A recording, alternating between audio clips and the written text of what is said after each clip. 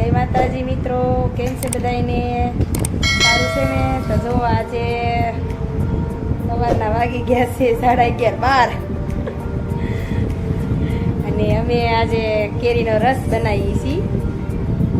તો જો અરુણ ને બા બે રસ બનાવે છે. આજે છે રવિવાર અને આજ છે સ્પેશિયલ દિવસ.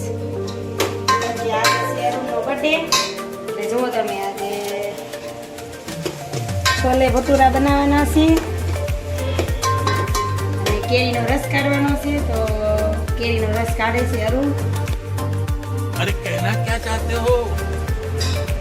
जय माताजी મિત્રો, કેમ છે બધાને? ચાલો કેરી ખાવા. આ છે મારા મમ્મી, જો કેરીનો રસ કાઢે છે પોતે. હું કહી દઉં તો ચાલો મિત્રો કેરીનો રસ ખાવા. તો મિત્રો, શાક સરસ મજાનું બની ગયું છે. ગ્રેવીને ચડવા દીધી છે. અહીંયા ભટુરાનો લોટ બંધાઈ ગયો છે. સરસ મજાની કૂણ આવી ગઈ છે. તો હવે શાક બની જાય. તો ચણા બફાઈ ગયા છે. હવે પછી આપણે ભટુરા બનાવવાની ને બાર કેરીનો રસ બનાવે છે. સાસુમાં ને મારું બે આજ એનો બર્થડે છે. એને કેરીનો રસ બહુ ભાવે છે. કીધું આજ કેરીનો રસ બનાવી ઘરે.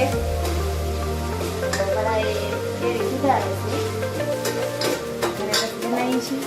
તો ચાલો મિત્રો, આપણે તો કેરીનો રસ કાઢવાની તૈયારી કરી નાખી. પેલા બોલ જો આવી બાજુ છાશ બનાવી છે. ઘરની છાશ પીવાની મજા જ હોય. કેરીનો રસ ને ઘરની છાશ, છોલે ભટુરા પહેલી વાર બનાવ્યા છો.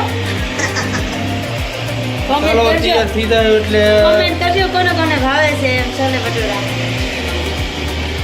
તૈયાર થઈ જાય એટલે દેખાડજો, પછી આપણે બ્લોગનો પૂરો કરીશું.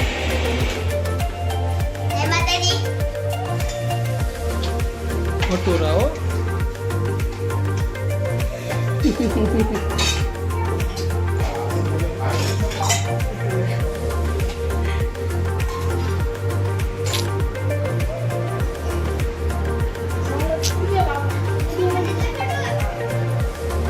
આયા દેવગઢ હું તો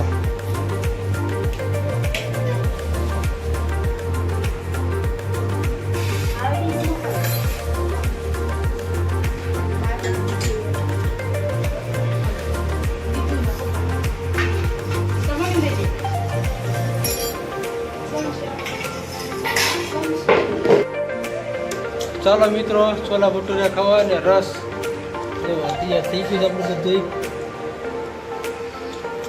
આ મારા પપ્પા છે.